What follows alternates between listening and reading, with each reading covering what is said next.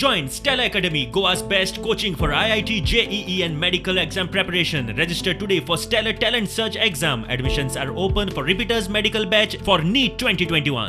तो वो टनल के अंदर जब पत्थर गिरा तो वो पत्थर से टकराया था इंजन से, तो उसकी वजह से इंजन थोड़ा पटरी से उतर गया था। तो ड्राइवर ने ब्रेक मारे, गाड़ी रुक गई, कोई नुकसान किसी को हुआ नहीं, कोई प्रॉब्लम हुई नहीं। तो हम लोग करीब 6 घंटे टनल में फंसे रहे। बचाव दल आया 2 घंटे के बाद, उसने फिर वो पत्थर निकाला, क्रैक करके तोड़ा, उसके बाद में फिर इंजन को पटरी पर रखा क्रेन के द्वारा, उसके बाद फिर हम लोग बाहर निकले। तो इस बार हम लोग आगे से पीछे चला गया।